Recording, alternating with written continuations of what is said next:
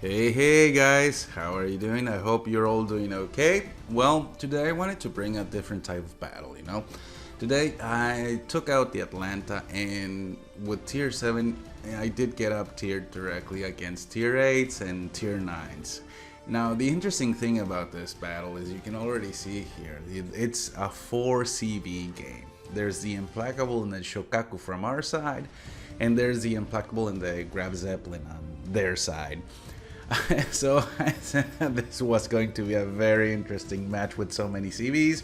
And of course, having a match like this, it gets everybody in the community or any of the players rolled up and start complaining about it. But it's a fact of the game. We have to live through it now.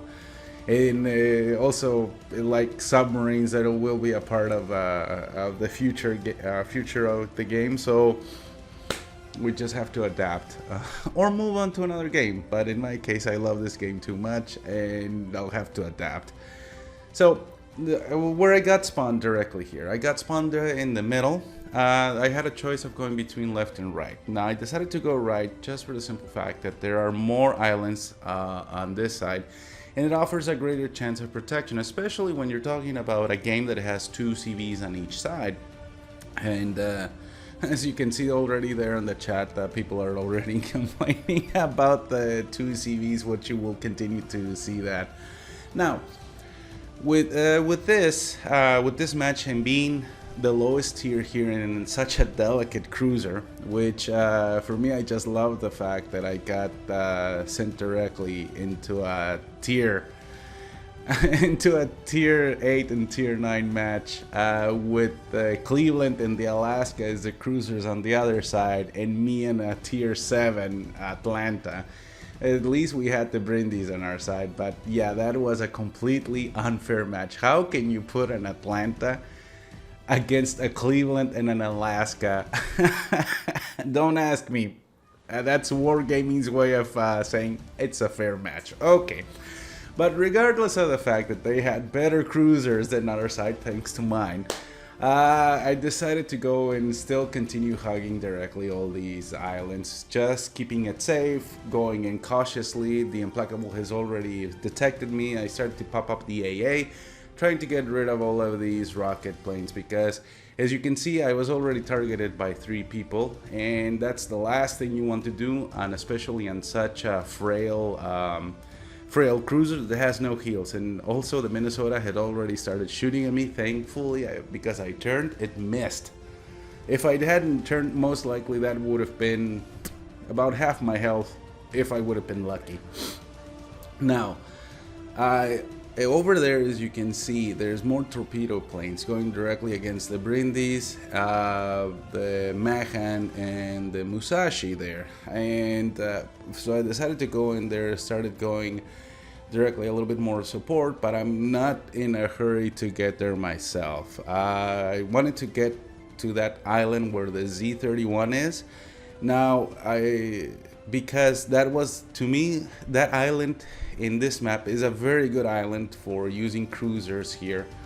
And especially in my case, since I am the lowest tier cruiser in the match itself, I decided to go around this small island, get as much protection as possible, and getting undetected as much as possible in order to get to that island where their Z31 is. Because, as you can see on the map, that is an island that's like in the middle point of the map. I mean, well, directly on the right side, it's like in the middle point, but it's a little bit more middle point up on their side than it is on ours, but it's risking it a little bit more. Now, the Implacable decided to make another run. I decided to put on my priority sector enough for the Grab Zeppelin coming in closer here, but it didn't work out that way. Now that I've cleared that small island, I decided to turn in and go in between those 2 islands. Now, the Z31 had already spotted me. I decided to start shooting at it, and it started to, unfortunately, I missed. Now, the one thing that is good about this ship is that it has its own radar, and I immediately spotted up the radar to keep him spotted for the rest of the team and hoping to shoot it. Now, I had to start turning around directly because I did have directly the C-31 and the other the Vanguard or Vanguard. I can't read which one it is, but I have 2Ds shooting at me, and my survivability is not that much. Luckily for me, thanks to the radar spotting, one of my allies was able to shoot him down, and that was the first blood that was done to the Z-31, and that was thanks to the radar that I had put up for my friendlies in order to shoot at him. So that was the first DD down. And with this game, this type of game, you know, once you have all the DDs down, that's when you can start winning the match. The team that loses the DDs first is most likely, not always, most likely will lose the match. Now, the good thing about this island, this is the reason why I wanted to be in this island. You can take cover. That small island is low enough for my shells to go over it and just start farming for free without any problem of being spotted or actually fired.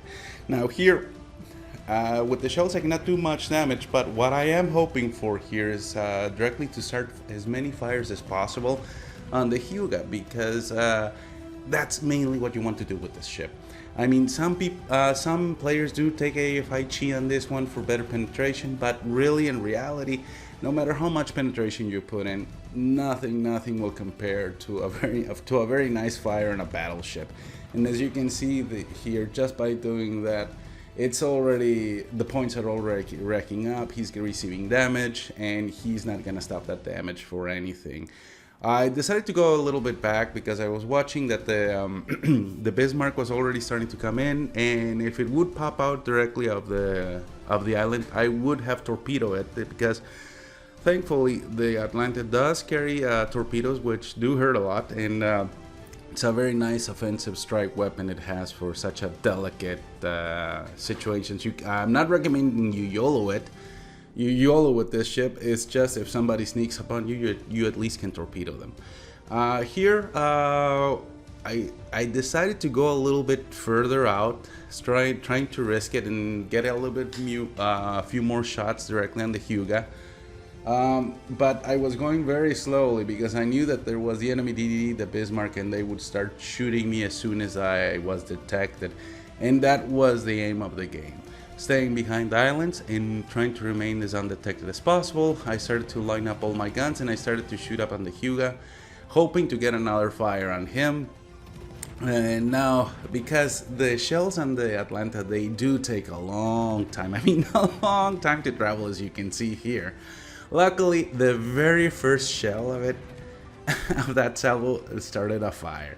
Now, for that, as you can see, like I was saying before, as soon as I appeared, everybody started shooting. I needed to get away. Luckily, the Hyuga did get the fire and he was not turning that fire off. So it continued racking up the points directly here, and he continued.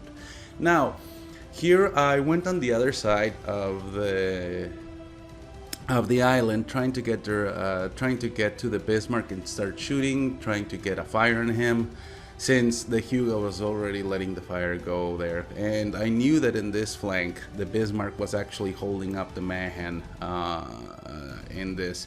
Now, I knew that behind me, the Musashi was already shooting at the Bismarck as well. So I said, let's help him out, let's start shooting them and hopefully get another fire on him. And as you can see by looking at the turrets of the Bismarck, he's not even looking at me. I think at that moment he was actually shooting at the Mahan or the Musashi. Now at this moment he's gonna start paying attention to me. But I continue firing and just hoping to get a fire on him, on the Bismarck. I was able to get one fire. That, like I said before, like in the Hyuga, that's the point of the ship. Fire, fire, fire until you start fire, you know? And that's the only way, especially when you get up tier, because no matter if you put AFI Chi in this, you're gonna find with a lot of battleships that you cannot penetrate, and especially if you find them in tier 9s, which you will tend to do a lot since you're in a tier 7. It's like you saw in the earlier matchmaking that I was the only tier 7 cruiser and everybody else was tier 8 or tier 9. Now here the Grav Zeppelin decided to go make a torpedo run. I was already in a disadvantage. I already had stopped, hoping to go forward and having the torpedoes to miss, but he was able to land one torpedo on me. Luckily, these torpedoes don't deal as much damage as other torpedoes. That is actually what saved me, because I was really sweating it. But unfortunately, I was detected, and I decided to shoot up at that DD, exposing myself a little bit more. I was able to remain undetected a little bit more, and at this moment, the Bismarck did die. So I decided to take a little bit more cover here in the island itself. I didn't notice at this time, even though my radio location was warning me that there was an Alaska in front of me, but I was more entertained in shooting down the Cleveland itself that was going very fast without paying attention of this huge threat that was in front of me. Even my teammates were saying provide cover for the Atlanta, because I was stupid enough not to not to put attention at him. Now this is the beauty of it. Like I was saying before, if you get charged up in a situation like this, the Atlanta does have the option for torpedoes. So I was already gonna YOLO it. I was already gonna go directly do the torpedo run on him and try to erase the Alaska, the tier 9 Alaska, from the map. I just needed to go, but I was hoping for him not to shoot at me at this moment. And I could see that he was about to die. Why waste torpedoes? Let's just go and shoot it directly with the HE at this, and just start spamming him. And luckily I was able to get the kill directly on this tier 9 Alaska. Okay, so if you look at the map, most of this map, just by staying behind here in this island, and along with the Brindis and the Musashi and the Mahan, we were able to kind of clear up everything that was left behind on this map, on this side of the map. On the left side, where I decided not to go, our team is already pushing up to their capping point, and that is making them all nervous, the enemy team. But we're already doing a pincer movement. We're doing a crossfire on them, and once you have a crossfire on a team, that's it. It's the end of the game for them.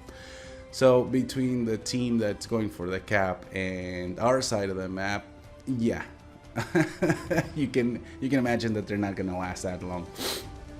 Now, I didn't notice on the game until now that actually the Graf Zeppelin had already been sank by somebody. Well, that's very good news. That's one less to worry about.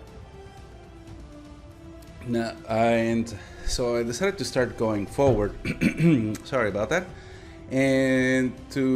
But I still decided to go in slowly in between the islands, trying to keep the islands between me and directly that ship, because I did not want to get fired upon on any circumstance, because quite frankly I was already low on HP. Any shot can easily kill me. I only had about 2k left, and believe me, with this ship, since it's made out of paper, this ship, you do tend to be a little bit more cautious than usual, as I can say, because this is one of the things that you will notice when you play the Atlanta. You do want to be as cautious as possible. Now what I'm trying here is that I am shooting at the Hyuga again, our old friend the Hyuga, but I am staying behind the island just in case if he decides to shoot. I have the island between me and him. Now I changed directly to the DD because that did pose some bigger threat on me, because he would keep me spotted or send any torpedoes on my way, and hopefully just to get in directly to kill him. Luckily for me, there was somebody else that get him, and he died. I can't remember by whom, but with that threat gone, the option here was to continue directly to Hyuga, putting him on fire, but still keeping the island between me and him, just in case if he decided to start shooting at me. I was still noticing there that the Minnesota was still up there, but he was more entertained with the Nelson and the Alabama that were a bigger threat to him than I was, and he was dead by now. At this, it leaves it leaves our team ready to cap, including that Shokaku, which he followed. I have to hand it to our CV player, the one in the Shokaku. He went in there directly with our team and decided to start capping. Now that's a way to play a CV. You put your CV at risk, but you still continue helping the team. Okay, so by this, there's only two, at this point of the match, there's only two ships, the Hyuga and the Implacable left. I said, okay, let's gun it, let's go forward, even though with one shot from the Hyuga, he could actually kill me, and let's risk it, it's the end of the match. So I can already spot directly the Implacable over there. I don't know if I'm gonna make it enough to land some shells on the Hyuga or not, but as you can see, he already had died.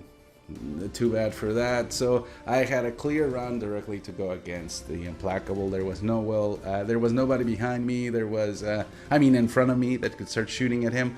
Of course, the Nelson and the Alabama could do that, and they would start doing that. But for me, I went like, this is my moment to farm. Now that he was just in my firing range, I started putting all my guns on point and start shooting at him. Now, as you can see from the first volley that I shoot at, it's gonna take a long time for my shells to land.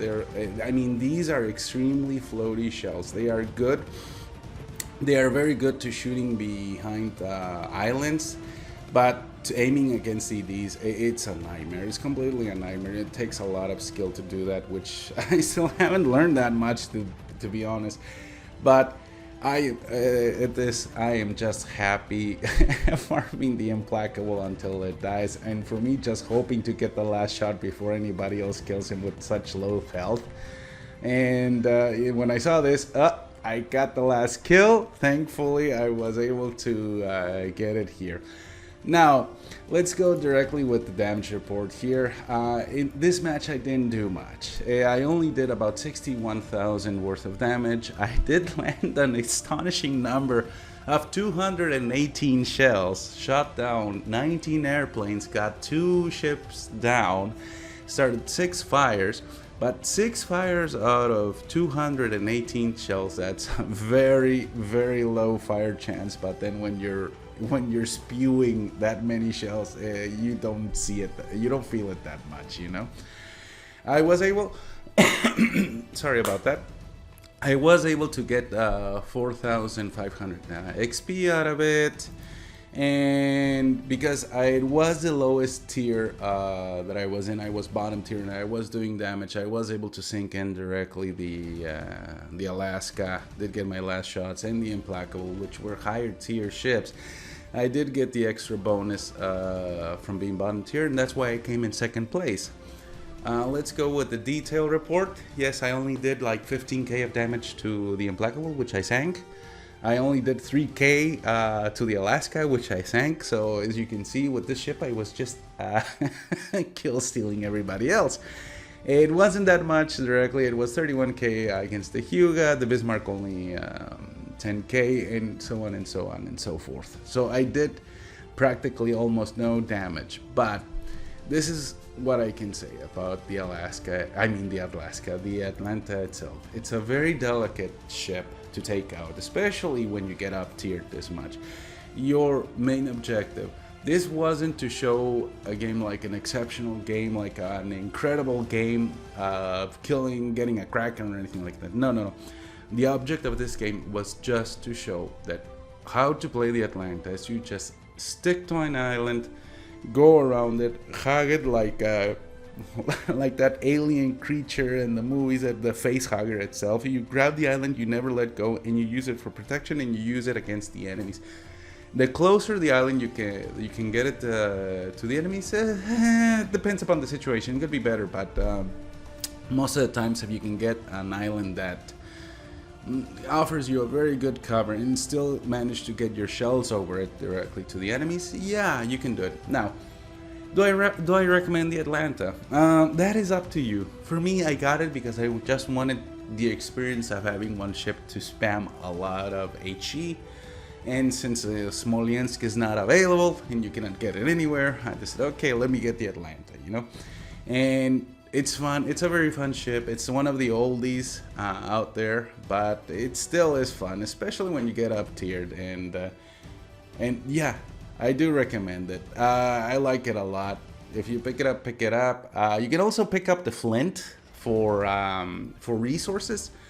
I haven't played the Flint myself. I did understand that it did get a buff, which is, they say it's like the better Atlanta. I cannot say, I cannot be sure because I don't play that. I mean, I don't play that ship and I don't have it, nor am I interested in getting it.